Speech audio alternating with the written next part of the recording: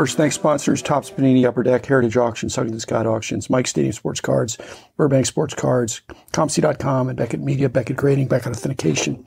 First question for the Hobby Content Creators Casual Dinner that was held in late May at Kyle's show. Thanks, Kyle. Thanks, panelists, participants, and I hope you enjoy. This is the first question, and here it is. The question is about negativity versus accountability.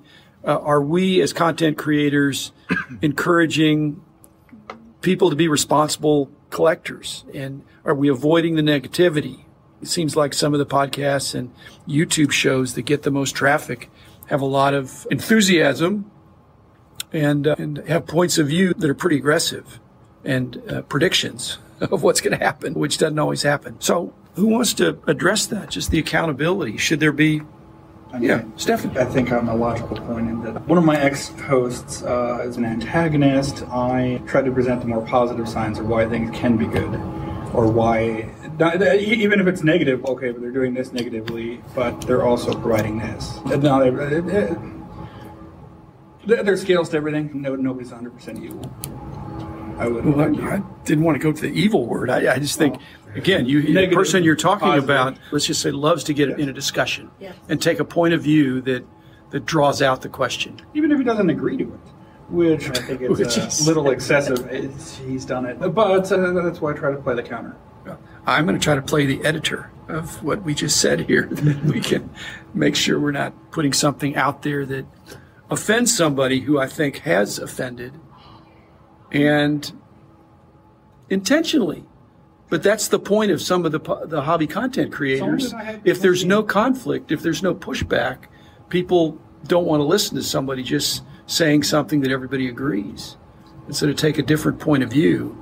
But if you're getting too much negativity, you have that perception that it's occasionally too negative.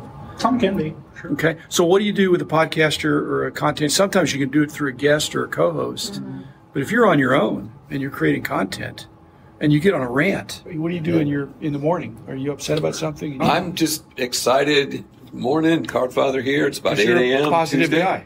I will call out negativity when someone's doing something that harms the industry that I love. And I am not beholden to anyone. If the manufacturers, distributors are doing something that I'm not a big fan of, I'll mention it. For the most part, I'm very positive. I create content that's very transparent. I believe in content that grows the greater good. I literally, quote unquote, compete with other stores, but I'm basically there to help them and to help them not hit the pitfalls that so many have over the years. Better shops, bigger pie, bigger slice, but most importantly, just creating better gateways into the ecosystem that is our industry. And if I can help people with the experience and show them every single day, like physically show them what we're doing and show my passion after owning a business for 33 years. And I'm just as passionate today as I was before. And that can rub off on people the right way. I think that's a great thing. My content, I believe, is different from any of your content in the way that I've been behind a counter for 33 years. Let me show you how we've built things and scaled things so that you can aspire to possibly do it yourself. And I'll show you how. So I think 12 easy steps. And 12 easy steps. Yeah, I need 12 steps. No, but the thing is that you're in a position in your content creation that you've established so much credibility that you don't need to shout. You don't need to antagonize. You don't need to sensationalize. No. You don't need to make outrageous claims, because actually what you're doing is pretty outrageous, but you're really doing it. Yeah. And so you don't have to shout or do crazy stunts. There's just a lot of noise out there, and I call a lot of guys just, not anybody in this room, but just talking heads. And it's well produced, but it's empty, and there's agendas behind it. And they think the other people are noise. They're trying to cut through that noise so that their clarity of their shouting or their... They're just trying to get hits. They're trying to get hits. That's all they're trying to do. And if you're just average... conflict and the yelling and everything they do is all about getting hits. They don't really care about the purpose of the content or what they're doing. They just want hits. That's it. Not everybody's goal is to be an influencer in this room. Some people want to educate themselves as well as other people, but it's not to influence other people. It's more, I just tell stories. And I learn a lot from the research I do, and you just tell a story. And you talk about evergreen, it's the same thing. Yeah. You create evergreen content, and then you don't have to worry about being controversial or... Yeah, but evergreen content generally has the circulation of about 10% of what the hot topics are. What's going to happen tomorrow? What's happening today? It seems like lately the only thing that's getting any kind of traction is the negative news, and it just goes and everyone makes content on it, but no one takes anything positive and puts a light on it, and those things will get hits. Like, how do those negative things that happen, we need to talk about them, but maybe in a different way so things can be fixed or get better, but we also need to put positive content out there. A lot of times the negative stuff out there, you have someone negative go after it, so it's just two negative people. It just gets to be too much. So much noise lately. Mike Moynihan, you have some interesting titles to your YouTube videos because you talk a lot about market trends, you and Ty.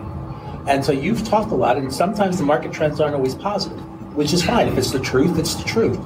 So I'd like to know how you deal with that because you're doing a lot of that type of work. We do, but hopefully we don't take it from a negative stand, like we're not trying to poo-poo the hobby. We love the hobby. But I feel as a content creator, my goal is to either entertain, educate, or inspire. And hopefully through different avenues, different things that I'm involved with, I can do that on a whole bunch of different levels. Not all of those, in fact, a lot of it's not about getting clicks. It's not about getting views. It's because I enjoy doing it. I enjoy finding stuff. And those, ironically, are the videos I get the most compliments on from people when I see them at a show. They come up, man, I love this video. I love it when you talk to your dad, or just random stuff that has nothing to do with hobby news. And I have a hobby news show that I do every week. But nobody comes up to me and says, man, I love the hobby news stuff. Is that because when you talk to your dad or you talk to other people, it's people related? And what I mean by that is I think secretly a lot of us, and this has always been true of magazines, like reading the personal stories or hearing the personal stories about people. I know Kim mentioned when I was on John Keating's show, he said, I found out all sorts of things about you I'd never heard on the other interviews you had done. Because John found a way to interview me that nobody else had. John said it. I think a lot of us love to tell stories. John just did a podcast on the life of Warren Bowman. Telling stories and educating is where I get the most joy out of content creation. It's not burning Topps cards like I did 2 years ago. I'm the first one ever burned Topps cards. I know. I was the first one, and that created a lot of negativity. But you're very comfortable in your lane. John Newman, very comfortable in your lane. And so these people we're complaining about don't necessarily have a lane. They want to be whatever is going to sell, or whatever has sizzle. The people that yell the loudest, right? And that's true of life. This isn't just sports cards world. This is the world that we live in, that if you yell the loudest and scream the loudest and everything is black and white, what I think most of us love about this hobby is how diverse it can be in terms of what people collect, what people like. And what I think is lacking in the hobby by these other people that are negative is the respect. And what I mean by that is you can collect NASCAR, like Logan. Right. I have zero interest in NASCAR. But if you tell me a great story and it's entertaining and you educate me on something, great, I'm all for that. And I can respect what you're doing and why you love it. We don't put the why. Why do you hate this? Most people can't articulate an answer. They're just screaming at the wind. And that just to get clicks. And that is, unfortunately, just what sells. It's like the car wreck. Everybody wants to watch the car wreck. Nobody wants to be in the car wreck. And it's just a hard balance for us to walk as content creators who try not to dwell on the negativity and create more negativity. I think negative creates more negative, right? The more negative you are, just people get all up in arms, and there's really no place for it. Go ahead. The negative that I hear a lot lately in some of the groups and stuff I'm in is every new company that comes out, they just want to bash them all. And I'm like, give people a chance. Who knows what they're going to be able to create or fix or change. Not everyone is here on a money grab. There are people that do care, but it seems like anything new that comes out, everybody just wants to bash them and just find everything negative about them instead of saying, all right, what is their purpose? What are they doing? How can I help them? Are they doing something good? But I haven't heard anything good about hardly any of the new companies. And I've worked for several of them, and all I do is bashing. I'm like Card Score, I got bashed on that a whole bunch of times. The guy's a great guy. He's a collector. He had an idea. It's not panning out, but he tried. He put his money behind it, and I don't think, but he just got bashed everywhere by all the trolls all over the internet. Maybe the bashing is to lower the value so they can be acquired. Because there's a real air of acquisition and not mergers, but a big fish are gobbling up the little fish. And I could see some of that, but that's going to happen. When there's a kernel of a good idea, if somebody bashes it, They're not public stocks where you could short them. I was just going to say, talk about this concept of intent. So usually, what is your intent? Is it on because you love cards so much you want to talk about them, but you just want to just get it out there because it's inside of you? And the world is a better place when whatever you're passionate about, you get to share it with the world. And everybody gets to enjoy that you're sharing with the world. So get it out. And so that's the intent that I've always tackled my blog with. If I'm thinking about it all the time, then it means I should listen to those things and put them on a blog post or a video or something.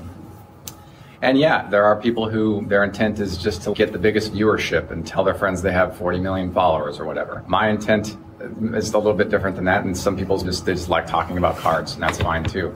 And you can usually pick out authenticity from those intent stances. So for example, if someone's really passionate about something, their intent is just to share, it's pretty authentic, you can tell. You usually pick out authenticity pretty easily in those instances, whereas if somebody just yells aloud and you screams out in the front of the hallway or whatever, yeah, you'll hear them, but it might seem a bit contrived. And so I think it comes down to, and you can always pick the content to absorb. You don't have to absorb the negativity. That's the beauty of it. Who's sharing the negativity? Don't share it. Unless, like I say, it's a train wreck.